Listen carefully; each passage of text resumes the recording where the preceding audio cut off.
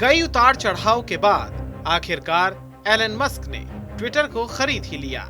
Deal sign करते ही दुनिया के सबसे अमीर शख्स ने वो कर दिया जो होना तय था। लेकिन इतनी जल्दी होगा ये किसी ने नहीं सोचा था। मालिकाना हक के कुछ ही घंटों के भीतर एलन मस्क ने ट्विटर के CEO Parag Agrawal, CFO Ned Segal, legal affairs and policy chief Vijaya Gadde को कंपनी हेडक्वार्टर से निकलवा दिया। विजया गड्डे ही वो शख्स थी जिन्होंने तत्कालीन अमेरिकी राष्ट्रपति डोनाल्ड ट्रंप को स्थायी रूप से निलंबित करने का निर्णय लिया था। इन अधिकारियों की छुट्टी करने के बाद एलन मस्क ने एक ट्वीट में लिखा, द बर्ड इज फ्रीड, यानी चिड़िया आजाद हो गई। अब सवाल उठ रहा है कि एलन मस्क को पराग अग्रवाल को हटाने की इतनी क्या जल्दी थी। दरअसल ये अदावत पुरानी है। एलन मस्क इसके लिए पहले से ही तैयार थे। वजह थी पराग अग्रवाल का उनके खिलाफ होना।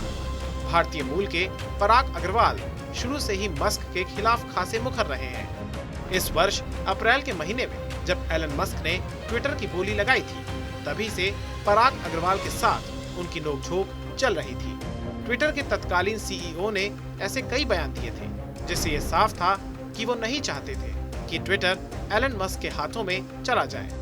डील के तुरंत बाद पराग अग्रवाल ने एक टाउन हॉल में ट्विटर के कर्मचारियों से कहा था कि कंपनी का भविष्य अब अंधेरे में है, पता नहीं ये किस दिशा में जाएगी। एलन मस्क ने भी पराग अग्रवाल और ट्विटर के दूसरे अधिकारियों पर बड़ा आरोप लगाया था। मस्क ने सोशल मीडिया प्लेटफॉर्म पर फेक अकाउंट्स को लेकर निशाना साधा था।